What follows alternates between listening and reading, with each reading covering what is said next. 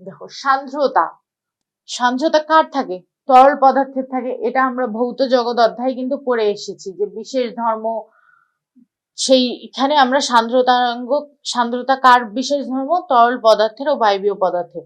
যে ধর্মের ফলে তরলের বিভিন্ন স্তরের আপেক্ষিক বেগ বাধাগ্রস্ত হয়, অর্থাৎ বিভিন্ন তরল পদার্থের যে আপেক্ষিক বেগটা বাধাগ্রস্ত হয় তাকে সান্দ্রতা বলে। তাহলে সান্দ্রতা কি? এক ধরনের বাধাদানকারী বল। এটা হচ্ছে এক ধরনের বাধাদানকারী বল। একে প্রবাহীর আঠাত্য, অ্যাডহেশন অফ ফ্লুইড, আঠাত্য বলা হয়। এটাও কিন্তু জানতে হবে, যদি কোশ্চেনে আসে যে নিচের কোনটিকে অ্যাডিশন অফ ফ্লুইড বলা হয়, তাহলে সান্দ্রতাকে বলা হয়। আলকাত্রার সান্দ্রতা সবচেয়ে বেশি, তাহলে সবচেয়ে বেশি কার সান্দ্রতা? আলকাত্রা। দেন হচ্ছে কার? তেল, তারপরে দুধ, তারপর পানি। এই ছকটা কিন্তু অনেক পরীক্ষায় এসেছে, অ্যাডমিশনে অনেক জায়গায় এসেছে যে নিচে কোনটি আলকাত্রা সামনে থাকলো, না হয় তেল সামনে থাকবে, না হয় দুধ সামনে থাকবে। তাহলে সবচেয়ে বেশি সান্দ্রতা কার? আলকাত্রা, তারপর কার? তেলের, তারপর হচ্ছে দুধ, তারপর হচ্ছে পানি। সান্দ্রতা বল ক্ষেত্রফলের সমানুপাতিক। তাহলে সান্দ্রতা বল কিসের সমানুপাতিক? ক্ষেত্রফলের সমানুপাতিক। সান্দ্রতা বল আবার বেগ অবক্রমের সমানুপাতিক। এটি ক্ষেত্রফলেরও সমানুপাতিক, বেগ অবক্রমেরও সমানুপাতিক। সান্দ্রতা সহগ বা সান্দ্রতা গুণাঙ্ক। একক বেগ অবক্রমে কোনো একটি প্রবাহের একক ক্ষেত্রফলের ওপর যে পরিমাণ সান্দ্রতা বল ক্রিয়া করে তাকে সান্দ্রতা গুণাঙ্ক বলে। এ বল স্তরের স্পর্শক বরাবর ক্রিয়া করে। তাহলে সান্দ্রতার গুণাঙ্ক বা সান্দ্রতার সহগ স্পর্শক বরাবর ক্রিয়া করে। সান্দ্রতা গুণাঙ্ক F by A into d v, d y divided by d v. অর্থাৎ কি? দেখো, একক ক্ষেত্রফলের উপর যে পরিমাণ সান্দ্রতা বল ক্রিয়া করে এইটা, এবং ডিভি বাই, এটা হচ্ছে বেগ অবক্রম।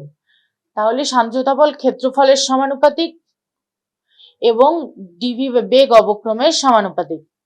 আর এ বল কি করে? স্পর্শক বরাবর ক্রিয়া করে। সান্দ্রতা গুণাঙ্কের মাত্রা হচ্ছে M L inverse 1 T inverse 1। MKS ও এসআই পদ্ধতিতে সান্দ্রতা গুণাঙ্কের একক newton metre inverse 2, newton second, newton second metre inverse 2, অর্থাৎ প্যাসকেল পার সেকেন্ড। কারণ আমরা জানি নিউটন মিটার ইনভার্স 2 কি? প্যাসকেল। আর সেকেন্ড, সেকেন্ড ইনভার্স 1। আবার এর আরো একটা একক আছে, কি সেটা? পয়েজ। অর্থাৎ পয়েজ কার একক? সান্দ্রতা গুণাঙ্কের একক। পয়েজ হচ্ছে সান্দ্রতা গুণাঙ্কের একক। কক্ষ তাপমাত্রায় গ্লিসারিনের সান্দ্রতা সহগ পানির চেয়ে 10⁻³ গুণ বেশি। তাহলে কক্ষ তাপমাত্রায় গ্লিসারিনের যে পানির সহগ, গ্লিসারিন যে সান্দ্রতার সহগ, গ্লিসারিন কিন্তু অনেক আঠাত্য, মানে অনেক বেশি ঘন, তাই তার সান্দ্রতার সহগ পানির চেয়ে 10⁻³ গুণ বেশি। 10⁻³ নয়, 10⁻³, এটা কিন্তু নয়। 80°C তাপমাত্রায় পানির সান্দ্রতা গুণাঙ্ক 0°C তাপমাত্রায় পানির গুণাঙ্কের 1/3। অর্থাৎ 80°C পানিতে যে সান্দ্রতা গুণাঙ্ক তা 0°C তাপমাত্রার 1/3 হয়ে যাবে। 10 পয়েস, পয়েস কার একক? সান্দ্রতা গুণাঙ্কের একক। 10 পয়েস সমান 1 newton second metre inverse 2। 10 poise 1 newton second metre inverse 2। এই যে কয়টা তথ্য এখানে দেওয়া আছে সেগুলো সবগুলোই খুবই খুবই গুরুত্বপূর্ণ। তাপমাত্রা বাড়লে তরলের সান্দ্রতা হ্রাস পায়। শিরা উপশিরা দিয়ে রক্তের চলাচল সান্দ্রতার ফল। আমরা যে ধমনী দিয়ে রক্ত প্রবাহ, সেটা হচ্ছে ধারারেখ প্রবাহ, আর শিরা শিরা দিয়ে যে আমাদের রক্তের চলাচল, সেটা হচ্ছে সান্দ্রতার ফল। গ্যাসের সান্দ্রতা গুণাঙ্ক তার পরম তাপমাত্রার বর্গমূলের সমানুপাতিক। অর্থাৎ পরম তাপমাত্রার বর্গমূলের সমানুপাতিক। √T, তরলের চাপ বৃদ্ধি পেলে সান্দ্রতা বৃদ্ধি পায়। তরলের চাপ বৃদ্ধি পেলে কি বৃদ্ধি পায়? সান্দ্রতা বৃদ্ধি পায়। ম্যাক্সওয়েল প্রমাণ করেন গ্যাসের সান্দ্রতার উপর চাপের কোনো প্রভাব নেই। চাপ বৃদ্ধি করলে তরলের সান্দ্রতা বৃদ্ধি পেলেও গ্যাসের সান্দ্রতা কিন্তু বৃদ্ধি পায় না। আর এটি কে প্রমাণ করেন? ম্যাক্সওয়েল প্রমাণ করেন। ফাউন্টেন পেন কালি সান্দ্রতা ধর্মের ওপর ভিত্তি করেই প্রস্তুত করা হয়। আমরা যে ফাউন্টেন পেন দেখি সেটা হচ্ছে সান্দ্রতা ধর্মের উপর ভিত্তি করেই প্রস্তুত করা। ঘর্ষণ সংস্পর্শে তলগুলো প্রকৃতির উপর নির্ভর করে, কিন্তু সান্দ্রতা তলগুলির প্রকৃতির ছাড়াও তলগুলির আপেক্ষিক গতির উপরও নির্ভর করে। অর্থাৎ ঘর্ষণও কিন্তু একটা বাধাদানকারী বল, সেটি তলগুলির প্রকৃতির উপর নির্ভর করে, কিন্তু সান্দ্রতা তলগুলির প্রকৃতির উপর নির্ভর করার পাশাপাশি আপেক্ষিক গতির উপরও নির্ভর করে। পৃষ্ঠ টান ও পৃষ্ঠ শক্তি। কোনো তরলের পৃষ্ঠে একটি সরলরেখা কল্পনা করলে উক্ত রেখার প্রতি একক দৈর্ঘ্যে ওই রেখার উভয় পাশে রেখার সাথে লম্বভাবে এবং পৃষ্ঠের স্পর্শ গ্রুপে যে স্পর্শনী বল ক্রিয়া করে সেটি পৃষ্ঠটান। পৃষ্ঠটান অর্থাৎ কি? বল বাই ক্ষেত্রফল, অর্থাৎ একক দৈর্ঘ্যে যে বলটা ক্রিয়া করতেছে সেটি হচ্ছে পৃষ্ঠটান, F বাই A। এর একক কি? Newton metre inverse 1। মাত্রা কি? MT inverse 2। এটা আরো একজনের মাত্রা ছিল, কার? বল ধ্রুবকের। পৃষ্ঠ টান পৃষ্ঠ শক্তির একক ও মাত্রা একই, অর্থাৎ পৃষ্ঠ টানের যে মাত্রা ও একক এবং পৃষ্ঠ শক্তির যে মাত্রা একই। তল পৃষ্ঠটানের উপর প্রভাবকারী বিষয়। কি কি বিষয়ের উপর পৃষ্ঠটানের নির্ভরশীলতা আছে তরলের ক্ষেত্রে? কি কি? দূষিতকরণ, অর্থাৎ তরল দূষিত হলে পৃষ্ঠটান হ্রাস পায়। আমরা যদি আমাদের তরল পদার্থে যদি নোংরা ময়লা আবর্জনা থাকে সেক্ষেত্রে দূষিত হয়, সেক্ষেত্রে কি হবে? পৃষ্ঠটানটা কমে যাবে। দ্রবীভূত বস্তুর উপস্থিতি। অজৈব পদার্থ দ্রবীভূত থাকলে পৃষ্ঠটান বৃদ্ধি পায়, কিন্তু জৈব পদার্থ দ্রবীভূত থাকলে পৃষ্ঠটান হ্রাস পায়। মনে রাখবা, অজৈব পদার্থ থাকলে কি হয়? বৃদ্ধি পায়। তাহলে জৈব পদার্থ কি হবে? জৈব পদার্থ থাকলে হ্রাস পায়। তাপমাত্রা। তাপমাত্রা বৃদ্ধি পেলে পৃষ্ঠটান হ্রাস পায়। আবার তাহলে তাপমাত্রা হ্রাস পেলে কি হবে? পৃষ্ঠটান বৃদ্ধি পাবে, অর্থাৎ ব্যস্তানুপাতিক সম্পর্ক। যে তাপমাত্রায় কোনো তরলের পৃষ্ঠটান শূন্য হয়, অর্থাৎ যে তাপমাত্রায় আমাদের পৃষ্ঠটানটা শূন্য হবে সেটিকে বলা হয় সংকট তাপমাত্রা। তাহলে সংকট তাপমাত্রায় পৃষ্ঠটান কি হয়? শূন্য হয়। পানির সাথে বায়ুর সংস্পর্শ থাকলে পানির পৃষ্ঠটান 72 × 10⁻³ নিউটন মিটার ইনভার্স 1। অর্থাৎ পানির সাথে যদি জলীয় বাষ্পের সংস্পর্শ থাকে সেক্ষেত্রে আমাদের পৃষ্ঠটান হবে 72 × 10⁻³ নিউটন মিটার ইনভার্স 1। কিন্তু সংস্পর্শ যদি না থাকে, সংস্পর্শ না থাকলে সেটি হবে কি? 70 × 10⁻³ নিউটন মিটার ইনভার্স 1। এখানে না হবে। এখন দেখো, একই পদার্থের বিভিন্ন অণুর মধ্যে পারস্পরিক আকর্ষণ বলকে সংশক্তি বল বলে। অর্থাৎ আমরা পদার্থটা একই, কিন্তু তারা তো বিভিন্ন অণু তো পারস্পরিক আকর্ষণ বল দিয়েই তার পদার্থটা তৈরি। তাহলে এর মধ্যে এই একই পদার্থের মধ্যে বিভিন্ন অণুদের মধ্যে যে আকর্ষণ বলটা কাজ করতেছে সেটাকে কি বলে? সংশক্তি বল। সংশক্তি বল দূরত্বের বর্গের ব্যস্তানুপাতিক। তাহলে সংশক্তি বল কি? দূরত্বের বর্গের ব্যস্তানুপাতিক, 1/r²। তারপর বিভিন্ন পদার্থের অণুগুলোর মধ্যে, আমরা তো একই পদার্থের অণুগুলোর মধ্যে পারস্পরিক আকর্ষণ বল সম্পর্কে জানলাম, কিন্তু যখন বিভিন্ন পদার্থ থাকবে, পদার্থ তো একটা না, বিভিন্ন পদার্থ থাকবে, তখন তার মধ্যে যে আকর্ষণ বল সেটাকে কি বলবো? আসঞ্জন বল। সেটাকে আমরা বলবো আসঞ্জন বল। তাহলে একটি তরল তলের ক্ষেত্রফল 1 একক বৃদ্ধি করতে যে পরিমাণ কাজ করতে হয় তাকে পৃষ্ঠ শক্তি বলে। পৃষ্ঠ শক্তি বলে। ওই পৃষ্ঠ টান ও পৃষ্ঠ শক্তির মাত্রাও একক কিন্তু একই। পরম শূন্য তাপমাত্রায় পৃষ্ঠ শক্তি পৃষ্ঠটানের সমান, কিন্তু অন্য তাপমাত্রায় পৃষ্ঠ শক্তি সর্বদাই পৃষ্ঠটান হতে বেশি হয়। তাহলে যদি আসে যে পরম শূন্য তাপমাত্রা, আমরা পরম শূন্য তাপমাত্রা কি জানি?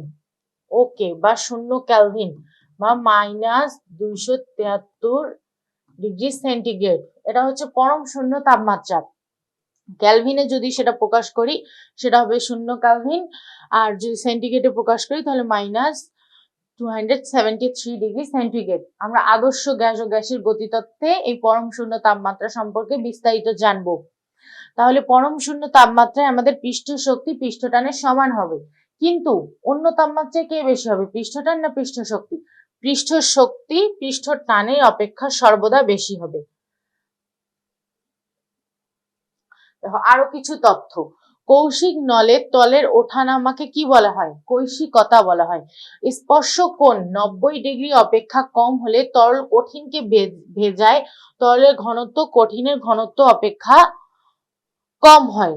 অর্থাৎ স্পর্শ কোণ যদি 90° থেকে কম হয় তাহলে সেখানে তরল কঠিনকে ভেজাবে, সেক্ষেত্রে তলটা হবে অবতল, তরলের ঘনত্ব কঠিনের ঘনত্ব অপেক্ষা কম হবে। আর পানি ও কাচের ভিতরকার স্পর্শ কোণ মাত্র 8°, কিন্তু আবার পারদ ও কাচের ভিতরকার স্পর্শ কোণ কত, 140°। আবার বিশুদ্ধ পানি যদি হয়, বিশুদ্ধ পানি ও পরিষ্কার কাচের ভেতর স্পর্শ কোণ প্রায় 0। পানি ও কাচের ভেতর স্পর্শ কোণ 8°, কিন্তু যদি সেই পানিটা বিশুদ্ধ ও পরিষ্কার কাচ হয় সেক্ষেত্রে স্পর্শ কোণ হবে 0°। এই দুইটা কিন্তু অনেক প্যাচ লাগবে, তাই বুঝে বুঝে পড়বা। রূপা ও পানির ভেতর স্পর্শ কোণ প্রায় 90°, তো রূপা ও পানির স্পর্শ কোণ কত হবে, 90°। স্পর্শ কোণ 90° অপেক্ষা বড় হলে তরল কঠিনকে ভেজায় না, অর্থাৎ 90° অপেক্ষা যদি বড় হয় তাহলে সেক্ষেত্রে তরল কঠিনকে ভেজাবে না, সেক্ষেত্রে তরল হবে উত্তল। পারদ ও কাচের ভেতরকার স্পর্শ কোণ হবে 140°।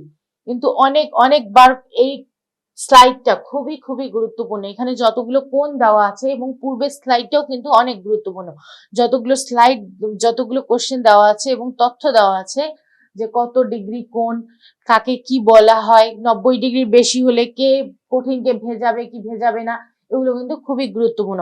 যেমন পারদ ও কাচের ভেতরকার স্পর্শ কোণ কিন্তু অ্যাডমিশনের ক্ষেত্রে, এইচএসসির ক্ষেত্রে অনেকবার এসেছে।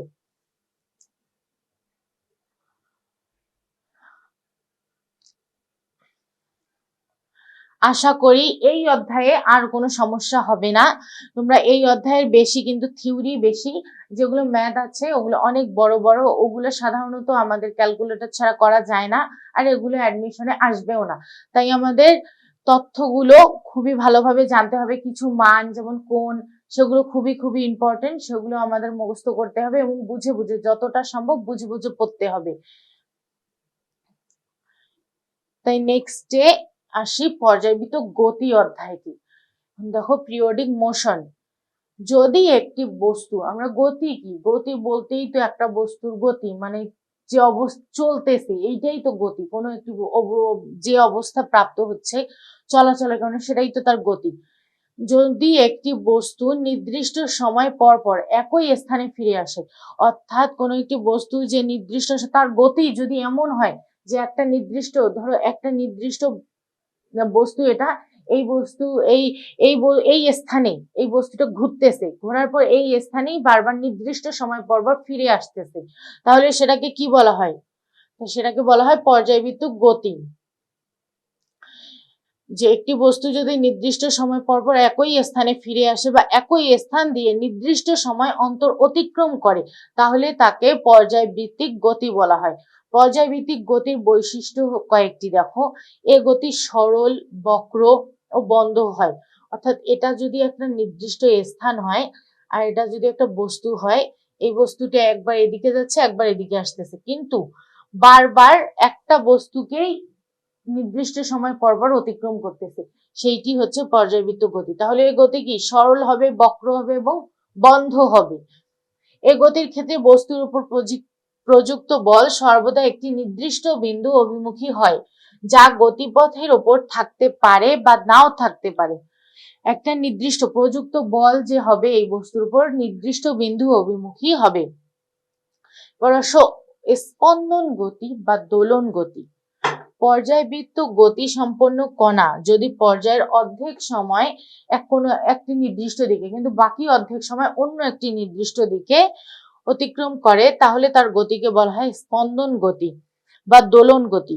যেমন সরল দোলকের গতি, গিটারের তারের গতি, কম্পনশীল সুরশলাকার গতি, স্পন্দনরত তারের গতি, শব্দ সঞ্চালনের সময় বায়ুর কণার স্পন্দন ইত্যাদি কি স্পন্দন গতি বা দোলন গতি।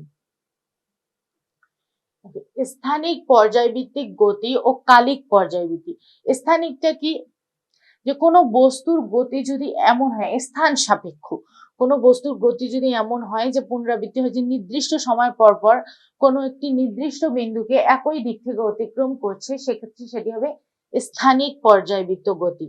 যেমন সরল দোলকের গতি, সরল দোলক কি নির্দিষ্ট সময় পর পর একই স্থানে বারবার নির্দিষ্ট সময় পর পর আসে, সেটি হচ্ছে স্থানিক পর্যায়বৃত্ত গতি। ঘড়ির কাঁটার গতি, কঠিন পদার্থের ক্লাসের মধ্যে অণু, ইলেকট্রিক পোল, ধান খেতে যে বাতাসের গতি, সেটিও হচ্ছে স্থানিক পর্যায়বৃত্ত গতি। আর কালিক পর্যায়বৃত্ত গতিটা কি, কোন রাশির মান যদি এমন হয় যে নির্দিষ্ট সময় পর পর সেটি একই মান প্রাপ্ত হবে, সেটা হচ্ছে নির্দিষ্ট সময় পর পর তার মানটা কি হবে, একই হবে, সেটি সেক্ষেত্রে কালিক পর্যায়বৃত্ত গতি। যেমন পৃথিবী প্রদক্ষিণ করতে চাঁদের 30 দিন সময় লাগে, ঘড়ির কাঁটার যে গতি সেটিও কিন্তু কালিক পর্যায়বৃত্ত গতি।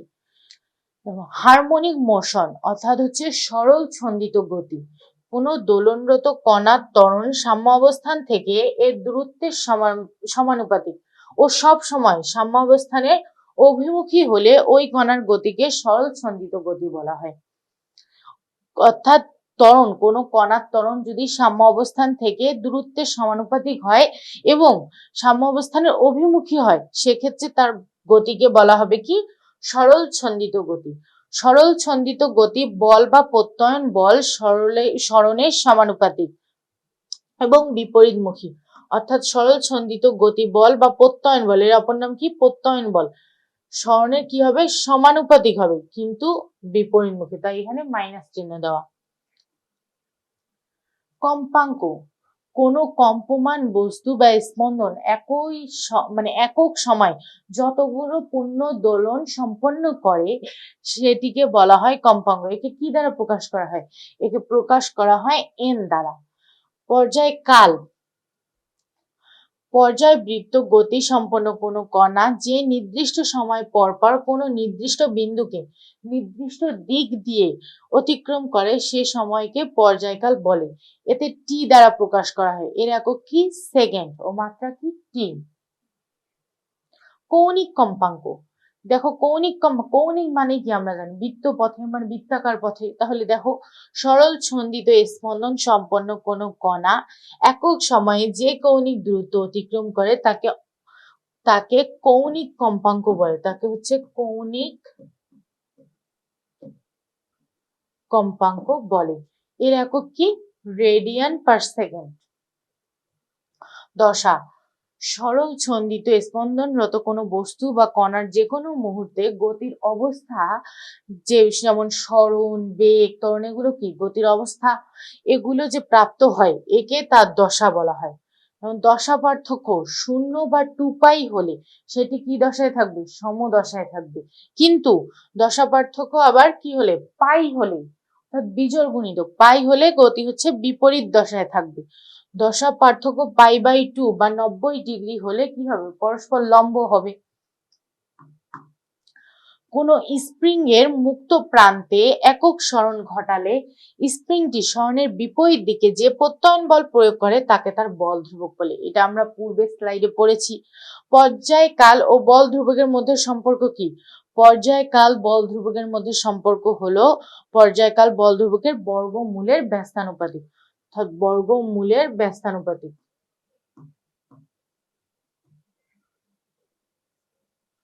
বাই এল না √t,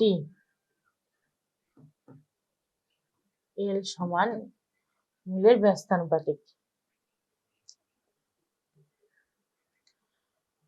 বল ধ্রুবক কিসের উপর নির্ভর করে, স্প্রিং এর জ্যামিতিক গঠন এবং পদার্থের স্থিতিস্থাপক ধর্মের উপর নির্ভর করে। তাহলে জ্যামিতিক গঠনের উপর নির্ভর করে এবং পদার্থের স্থিতিস্থাপক ধর্মের উপর নির্ভর করে। এর একক কি নিউটন মিটার ইনভার্স 1। মাত্রা কি mt ইনভার্স 2 অর্থাৎ f/x। সরল ছন্দিত স্পন্দনরত কণার অবকলনীয় সমীকরণটি d² x plus d² x divided by dt² plus ω² x is equal to 0। তাহলে এটাকে কি বলবো আমরা? সরল ছন্দিত স্পন্দনরত কণার অবকলনীয় সমীকরণ। সরল দোলকের সূত্র কয়টি? সরল দোলকের সূত্র হচ্ছে 3টি। সমকাল সূত্র, দৈর্ঘ্যের সূত্র, সমকাল সূত্র, দৈর্ঘ্যের সূত্র, ত্বরণের সূত্র হচ্ছে ভরের সূত্র। সরি, এখানে হচ্ছে সরল দোলকের সূত্র হচ্ছে 4টি। প্রথম সূত্র দেখো, সমকাল সূত্র। অর্থাৎ আমরা সূত্র সমকাল সূত্র মানে কি? কালটা সমান হবে। তাহলে কোন স্থানে নির্দিষ্ট দৈর্ঘ্য বিশিষ্ট একটি সরল দোলকের বিস্তার 4 ডিগ্রির মধ্যে থাকলে, সবসময় কিন্তু 4 ডিগ্রি কথাটা আসবে, 4 ডিগ্রির মধ্যে থাকলে তার প্রতিটি দোলনের জন্য সমান সময় লাগবে, অর্থাৎ সমানটা সমান হবে। এটাই হচ্ছে সমকাল সূত্র। দ্বিতীয় সূত্র কি? দৈর্ঘ্যের সূত্র। বিস্তার 4 ডিগ্রি এর মধ্যে থাকলে কোন নির্দিষ্ট স্থানে সরল দোলকের দোলনকাল তার কার্যকরী দৈর্ঘ্যের বর্গমূলের সমানুপাতিক। কার্যকরী দৈর্ঘ্যের বর্গমূলের সমানুপাতিক, অর্থাৎ কার্যকরী দৈর্ঘ্যের 4 গুণ বাড়লে দোলনকাল 2 গুণ বাড়বে। অর্থাৎ 4 গুণ, এটা যদি 4 গুণ হয়, কার্যকরী দৈর্ঘ্য যদি 4 গুণ হয়, √4 ইকুয়াল টু কি হবে? 2, অর্থাৎ 2 গুণ বাড়বে। তৃতীয় সূত্র দেখো, ত্বরণের সূত্র।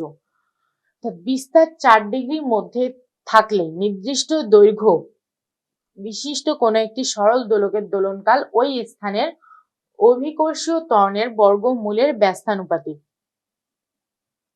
তাহলে ত্বরণটা কি হবে? বর্গমূলের ব্যস্তানুপাতিক হবে। দেখো পরের সূত্র হচ্ছে ভরের সূত্র। অর্থাৎ বিস্তার 4 ডিগ্রির মধ্যে হবে, তাহলে কার্যকরী দৈর্ঘ্য স্থির থাকলে, বিস্তার 4 ডিগ্রির মধ্যে থাকতে হবে এবং কার্যকরী দৈর্ঘ্য স্থির থাকতে হবে। সেক্ষেত্রে কোন স্থানে সরল দোলকের দোলনকাল দোলক পিণ্ডের ভর, আকৃতি, উপাদানের উপর নির্ভর করে না। তাহলে এই 4টা সূত্রতে কমন বিষয় হচ্ছে 4 ডিগ্রির মধ্যে থাকতে হবে, বিস্তার সবসময় 4 ডিগ্রির মধ্যে থাকতে হবে। এখন এই 4টা সূত্রকে আমরা কিভাবে লিখতে পারি? t সমান 2π √L/g। দেখো দৈর্ঘ্যের সূত্র কি পড়ছি আমরা? দৈর্ঘ্যের সূত্র পড়ছি, সমকাল তো সমান সময় লাগবে। দৈর্ঘ্যের সূত্র হচ্ছে কার্যকরী দৈর্ঘ্য তার দোলনকাল তার কার্যকরী দৈর্ঘ্যের বর্গমূলের সমানুপাতিক, যে কার্যকরী দৈর্ঘ্য বর্গমূলের সমানুপাতিক, এবং ত্বরণের বর্গমূলের ব্যস্তানুপাতিক। তাহলে এই 4টা সূত্রকে সম্মিলিত ভাবে লেখা যায় t সমান, অর্থাৎ দোলনকাল সমান 2π √L/g। এবার আসলে সরল দোলন গতির বৈশিষ্ট্য। এই যে সূত্রতে যদি টি এর মান দেওয়া থাকে, জি এর মান তো জানি, তাহলে আমরা এল এর মান দেওয়া থাকে, জি এর মান দেওয়া থাকে, তাহলে আমরা টি এর মান বের করতে পারবো। তাই এই সূত্রটা কিন্তু আমাদের জানা দরকার। সরল দোলন গতির বৈশিষ্ট্য, এটি একটি পর্যায়বৃত্ত গতি। একটি নির্দিষ্ট সময় পর পর এই গতি বিপরীতমুখী হয়।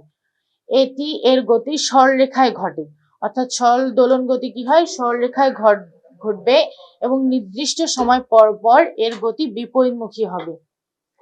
ত্বরণ সরণের বিপরীতমুখী।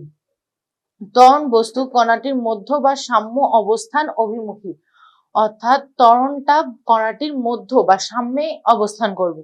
সরল গতিসম্পন্ন কণা বা বস্তু যেই মুহূর্তে সাম্য অবস্থান অতিক্রম করবে ওই মুহূর্তে গতিবেগটা হবে সর্বোচ্চ। সরল দোলন গতির পর্যায়কাল তার বিস্তারের উপর নির্ভর করে না। বিস্তার কিন্তু সবসময় একই থাকবে, সেটা কত? 4 ডিগ্রি হতে হবে। আমরা যেই সূত্র পড়লাম 4টা, সমকাল সূত্র, দৈর্ঘ্যের সূত্র, ত্বরণের সূত্র, ভরের সূত্র, 4টারই কিন্তু একটা কমন বিষয় ছিল, বিস্তার 4 ডিগ্রির মধ্যে হতে হবে। তাই সরল দোলন গতির পর্যায়কাল কখনো তার বিস্তারের উপর নির্ভরশীল নয়। গতিপথের মধ্য অবস্থানে বেগটা কি হবে? সর্বাধিক, আর সরণটা হবে সর্বনিম্ন, অর্থাৎ সরণ সর্বনিম্ন হবে মধ্য অবস্থানে, সাম্য অবস্থানে। আর বেগ হবে সর্বাধিক। এই কয়টা হচ্ছে সরল গতির বৈশিষ্ট্য। এখন আসি সরল দোলন গতির ব্যবহার। আমরা যে সরল দোলন গতি সম্পর্কে এখন এতক্ষণ পর্যন্ত জানলাম, তার কিছু ব্যবহার আছে। কি কি ব্যবহার? অভিকর্ষ স্তরণ জি এর মান নির্ণয় করা যাবে, পাহাড়ের উচ্চতা নির্ণয় করা যাবে, সময় নির্ণয় করা যাবে। তাহলে আমাদের এই তিনটি বাদে কোনো একটা অপশনে থাকলে সেটা হবে কি সরল দোলন গতির ব্যবহার নয়। যখনই তিনটা জিনিস থাকবে তখনই কিন্তু তিনটা জিনিস মুখস্থ করা আমাদের খুবই খুবই দরকার, কারণ তিনটা বাদে অন্য একটা দিয়ে দিবে, সেটি বলবে নিচের কোনটি সরল দোলন গতির ব্যবহার নয়, সেটা তোমাদের হবে আনসার। এখন দেখো, জানার বিষয় আমাদের কিছু জানতে হবে। যে আমরা এতক্ষণ পর্যন্ত জানলাম সেগুলোর মধ্যে কিছু গুরুত্বপূর্ণ তথ্য আছে, যেমন বিস্তার অবশ্যই 4 ডিগ্রির মধ্যে হওয়া উচিত, এটা তো আমরা আগেই পড়েছি। গুরুত্বপূর্ণ তথ্য দেখো, শীতকালে ঘড়ির দোলনকাল কমে যায় এবং ঘড়ি দ্রুত চলে, গ্রীষ্মকালে ঘড়ির দোলনকাল বেড়ে যায় এবং ঘড়ি ধীরে চলে। দেখো, একটা জিনিস মনে রাখবা, ধীরে চলা বা দ্রুত চলা সবসময় মনে রাখবা জি সমানুপাতিক দ্রুততা। এটা মানে কি? অর্থাৎ জি যার বেশি সে বেশি দ্রুত চলবে। আর জি এর সাথে দোলনকালের সম্পর্ক কি? আমরা কি পড়ছি? টি সমান 2 পাই রুট ওভার এল ভাগ জি। অর্থাৎ জি আর টি এর সম্পর্ক কি? ব্যস্তানুপাতিক। তাহলে টি বাড়লে কি হবে? জি কমবে, আর জি কমলে কি হবে? কম, মানে দ্রুত কম হবে, মানে ধীরে চলবে, কারণ যেহেতু জি সমানুপাতিক দ্রুততা। তাহলে এটাকেই আবার লেখা যায় জি সমানুপাতিক দ্রুততা আবার সমানুপাতিক 1/t, অর্থাৎ দোলনকালের ব্যস্তানুপাতিক। তাহলে দেখো, এখন দোলনকাল যদি কমে যায় সেক্ষেত্রে জি বেড়ে যাবে, আর জি বেড়ে যাওয়া মানে কি? ঘড়ি দ্রুত চলবে। সেটাই এখানে বলছি, শীতকালে ঘড়ির দোলনকাল কমে যায়, ঘড়ি দ্রুত চলে। গ্রীষ্মকালে আবার কি হয়? ঘড়ির দোলনকাল বেড়ে যায়, ঘড়ি ধীরে চলে। এইভাবে তোমরা যদি মনে রাখো তাহলে আশা করি তোমাদের ভুলে যাওয়ার সম্ভাবনা থাকবে না। আবার দেখো, মাটির নিচে বা উঁচু পাহাড়ের ওপর জি এর মান কম। আমরা যখন মাটির নিচে যাব এবং উঁচু পাহাড়ে যাব তখন সেখানে জি এর মান কি হয়? কম হয়। কাজেই উঁচু পাহাড়ে বা মাটির নিচে দোলকের দোলনকাল বেশি হয়, এর অর্থ ঘড়ি ধীরে চলে। এবং বিষুবীয় অঞ্চলে জি এর মান কম এবং মেরু অঞ্চলে জি এর মান বেশি। আমরা যে পড়েছি অভিকর্ষ মহাকর্ষে বিষুবীয় অঞ্চলে জি এর মান কি? কম, আর মেরু অঞ্চলে কি? জি এর মান বেশি। আবার আমরা যখন উঁচু পাহাড়ে যাই, মাটির নিচে যাই, সেক্ষেত্রে কি? দোলনকাল বেশি হয়, আর দোলনকাল বেশি হওয়া মানে কি? জি এর মান কম হওয়া, আর জি এর মান কম হওয়া মানে ঘড়ির ধীরে চলা। তবে অতএব একটি দোলক ঘড়িকে যখন বিষুবীয় অঞ্চলে নিয়ে যাওয়া হবে ঘড়িটি দ্রুত চলবে। অর্থাৎ বিষুবীয় অঞ্চলে যেহেতু জি এর মান কম, তাহলে সেক্ষেত্রে ঘড়িটা কি হবে? দ্রুত চলবে, জি এর মানের সাথে সমানুপাতিক।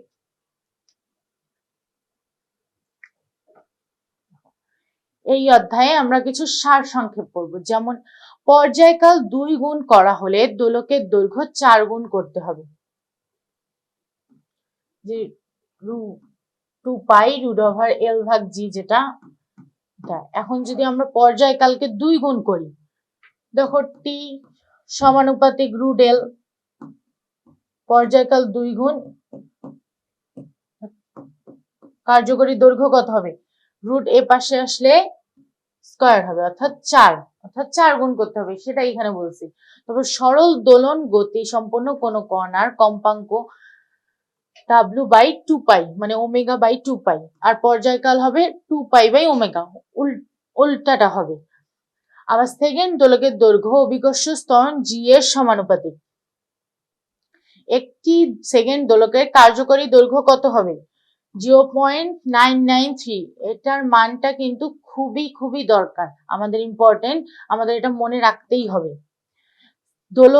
দোলনকালের অনুপাত 2:3 হলে কার্যকরী দৈর্ঘ্য কত হবে? 2 স্কয়ার আর 3 স্কয়ার, অর্থাৎ কি 4:9। এইভাবেই বের করবা। তারপর সরল দোলন গতি সম্পন্ন কণার সরণ ও ত্বরণের দশা পার্থক্য 180 ডিগ্রি, অর্থাৎ পাই। সরল ছন্দিত গতি সম্পন্ন কোন কণার যান্ত্রিক শক্তি বিস্তারের বর্গের সমানুপাতিক। সুর-সরাকার গতি সরল দোলন গতির উদাহরণ।